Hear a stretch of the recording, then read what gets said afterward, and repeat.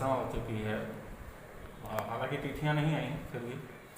चुनाव इस बार क्या लग रहा है कि फिर से जदयू भाजपा गठबंधन जो है वापस आ रही है, नीतीश कुमार के नेतृत्व में आप लोगों की सरकार बनने जा रही है? आपको कैसे डाउट हो गया कि सरकार नहीं बनेगी? अरे बिहार के लोग बिहार के विकास के लिए चुनाव करने वाले हैं और ये तय है कि एनडीए की सरकार ने ही बिहार का विकास किया है। जो सामने पार्टी है उसने तो विनाश किया है।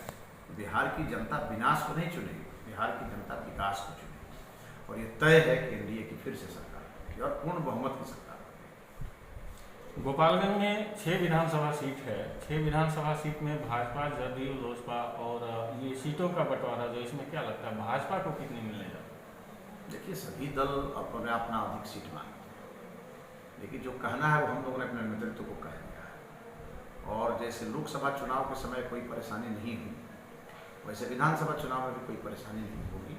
आप देखेंगे बहुत अच्छे माहौल में हम लोग सीट का बंटवारा करेंगे और लड़ाई तो महागठबंधन का है, एनडीए में कौन सी लड़ाई है? हम लोग मिलकर के चुनाव लड़ेंगे, चुनाव जीतने के लिए लड़ेंगे, इसलिए कोई सीटों के समझौता में कोई समस्या नहीं है। विगत 15 वर्षों से आप लोगों ने नीतीश कुमार जी को अपना नेता मान रखा है। भारतीय जनता पार्टी अपना खुद का नेता जो है कि वो सामने नहीं लाती मुख्यमंत्री के लिए, और मतलब बीजेपी क्यों नहीं दावेदारी करती? अरे अभी तो नीतीश कुमार जी को हमारे केंद्रीय नेतृत्व ने घोषित कर दिया है जी। अभी तो ये विषय ही खत्म हो गया जी। जिस समय हमारे नेतृत्व की बात आएगी भारतीय जनता पार्टी तो हम लोग अपना करेंगे घोषित। लेकिन फिलहाल नीतीश जी के नेतृत्व में हम लोग को लड़ना है। केंद्रीय नेतृत्व ने फैसला कर लिया है, इसलिए विषय खत्म। गोपालगंज खास करके बैकुंठपुर विधानसभा क्षेत्र में मिथिलेश तिवारी ने बाढ़ की विभीषिका का कोरोना महामारी में यहाँ की जनता के लिए क्या कुछ किया? ये तो जनता बताएगी आपको। हमने पूरे देश में, मैं एक सिंगल विधायक हूँ कि मैंने 16,000 लोगों को बिहार से बाहर जहाँ जहाँ हमारे प्रवासी भाई फंसे थे, हमने उनको हर प्रकार की मदद मतलब जिसको जैसी ज़रूरत पड़ी हमने उसको मदद किया। और लोगों ने इसको उस समय फेसबुक के माध्यम से, सोशल मीडिया के माध्यम से पूरे देश को बताया कि हमारा विधायक हम लोगों को कितना मदद किया। और बाढ़ में आपने देखा होगा, हम 17 के बाढ़ में 27 दिन तक अपना कैंप चलाते रहे और इस बार के विभीषिका में लगभग 1 महीने से हम लगातार जनता के बीच हैं, 1 या 1.5 महीने से। और हम 4 जगह हमने भी अपना कैंप खोला था। हमने लगभग 60 से 70 हज़ार घरों तक अपने सामान को पहुंचाया और 300 से ज़्यादा कम्युनिटी किचन चलवाए। और अभी हम लगभग 70% बाढ़ पीड़ितों के खाते में पैसा भिजवाने में सफल हुए हैं। जो बाकी है उसमें हम लगे हुए हैं और हमारे यहाँ के बाढ़ पीड़ितों का हम लोगों ने बहुत हद तक आंसू पोंछने का काम किया है। गोपालगंज में एक विषय जो है चर्चा में है कि लगातार पिछले 15 वर्ष को छोड़ दें, वह 15 वर्ष जिसमें लालू राबड़ी की सरकार रही, लेकिन विगत 15 वर्षों से आप लोगों की सरकार है। इसके बाद भी जो सारण तटबंध है, इसके लिए पुख्ता इंतजाम क्यों नहीं हो पा रहा है कि हर तीसरे साल जो है बांध टूट जाता है? देखिए, ये तो आपको उनसे पूछना चाहिए जिनके पार्टी का जल संसाधन मंत्री हुआ, और उसका जवाब मैं इसलिए नहीं दे सकता हूँ कि हमारी पार्टी का कोई जल संसाधन मंत्री आज तक हुआ ही नहीं है। राष्ट्रीय जनता दल के 15 साल सरकार थी, जगदा बाबू उसके मंत्री थे। जवाब राष्ट्रीय जनता दल को देना चाहिए। और जब से हम लोगों की एनडीए की सरकार चल रही है उसमें भी हमारे पार्टी के मंत्री नहीं है, मंत्री जनता दल यूनाइटेड है। जहाँ तक मेरी बात है, मैं पिछले 5 साल से, जब से मैं जीता हूँ तब से मैं उठा रहा हूँ कि हमारा तटबंध पक्का होना चाहिए। अब जाके सरकार ने इस पर सहमति दी है, लेकिन इसके पहले के जितने भी जनप्रतिनिधि हैं किसी ने इस पर ध्यान नहीं दिया।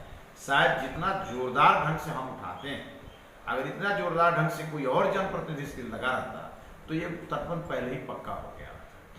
लेकिन अभी हमने 40 किलोमीटर का जो तटबंध है, आशा खैरा से सरफरा बाजार तक, उसके पक्कीकरण का हमने रास्ता प्रशस्त कर दिया है।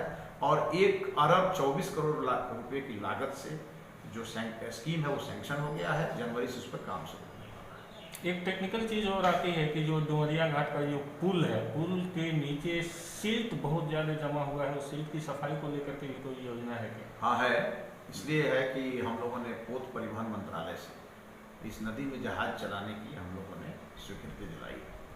और जैसे ही जहाज का परिचालन शुरू होगा और नदी का ड्रेजिंग शुरू हो जाएगा तो हम लोगों ने उसमें दिमाग लगाया है कि होना चाहिए। और सिल्टेशन के साथ साथ जो 70 घाट पुल बना है और उसके कारण जो 2 किलोमीटर तक सड़क बनी है, उसमें जो पुल होना चाहिए जितना, और 120 मीटर का 2 और पुल रहता तो शायद हमारा तटबंध नहीं पहुँचता। इस बार हमने पथ निर्माण विभाग को लिखा है हमारी माननीय मंत्री जी से भी बात हुई है और वो सैंक्शन भी हो गया है। आप देखेंगे अगले 1 साल के अंदर वो भी पुल तैयार हो जाएगा। विधानसभा चुनाव में आप यहाँ के मतदाताओं के लिए, अपने मतदाताओं, बैकुंठपुर के मतदाताओं के लिए क्या कुछ कहना चाहेंगे? देखिए, बैकुंठपुर के मतदाताओं से हम ये कहेंगे, चूँकि हम तो यहाँ के नेता नहीं हैं, हम तो इस क्षेत्र के बेटा हैं और हम अपने घर में बैठ करके अपने घर को सजाने का दिन रात यत्न करते हैं। तो हम तो यही कहेंगे कि पिछले 5 वर्षों में हमने यहाँ जातीय तनाव को कम किया, हमने अपने यहाँ सांप्रदायिक दंगा नहीं होने दिया, हमारे यहाँ विकास के मामले में राज्य सरकार से जितना विकास हमने कराया उतना आज तक कोई नहीं किया।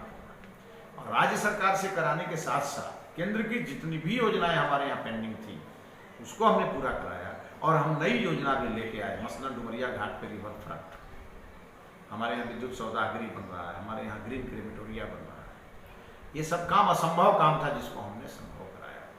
और हम केवल सड़कों के विकास में विश्वास नहीं करते, हम केवल घर में बिजली को लगाने को ही हम डेवलपमेंट नहीं मानते।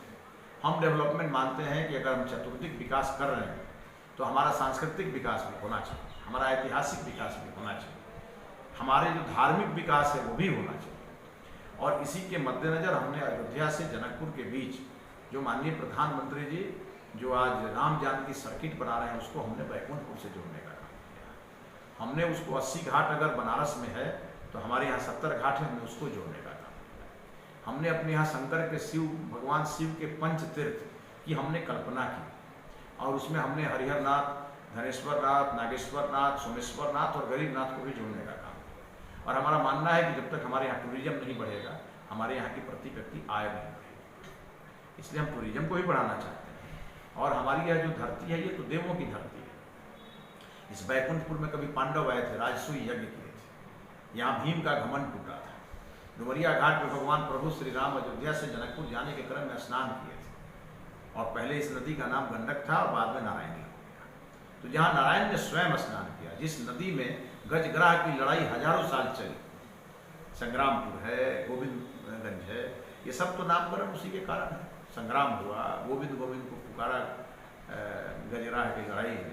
तो जब इतनी हमारी सभ्यता संस्कृति यहाँ की रीच है लेकिन ये विलुप्त हो गई थी, उसको हम पुनर्जीवित करने में लगे। हम अपने नई पीढ़ी को बताना चाहते हैं कि हमारी यह जो सभ्यता संस्कृति है ये पुरातन सभ्यता संस्कृति है, मध्ययुगीन काल का मंदिर मेरे क्षेत्र में है। हमारे यहाँ का जो शेर बाजार पर आप देखेंगे तो वहाँ जो पुरुषोत्तम दास का मठिया है वो कहीं ना कहीं काठमांडू के जो बाबा पशुपतिनाथ का मंदिर है उससे जुड़ा हुआ है।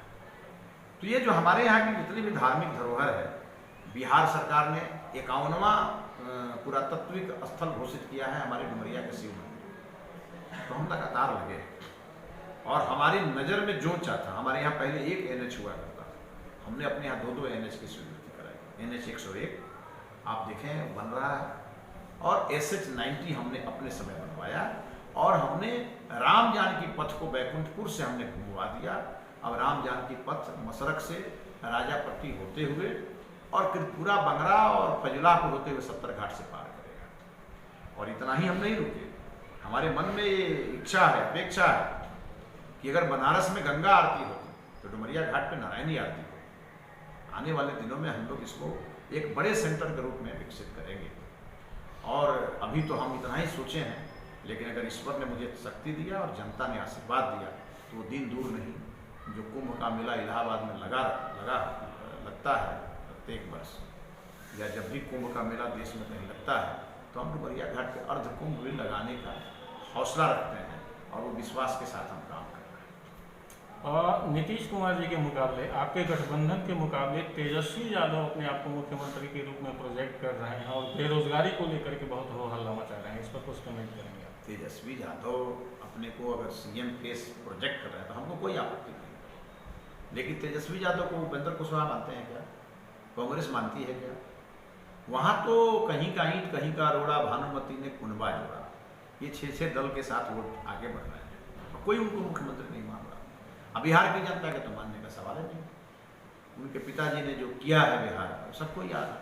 और अब ये जा करके लोगों के बीच कह रहे हैं कि पापा के नाम पे दे दे बाबा, पापा के नाम पे दे दे बाबा। तो पापा को तो लोगों ने दिया और 15 साल भुगता, अब बेटा को दे करके लोग भुगतेगा, ये संभव ही नहीं।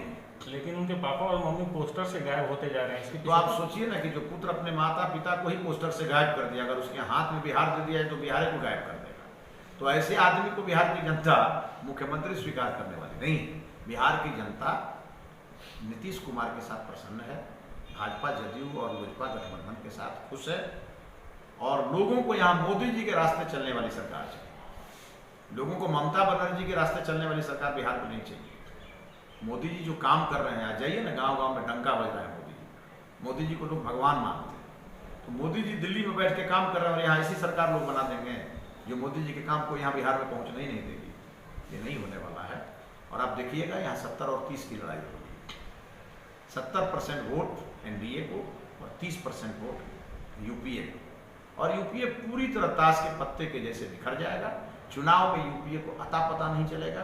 बाद में पुरातत्व विभाग से इनको खोजवाना पड़ेगा जो कोई पार्टियां थी बिहार में। ये भी दिन आने वाला है। सर, आपने बहुमूल्य समय दिया और महत्वपूर्ण बहुत धन्यवाद।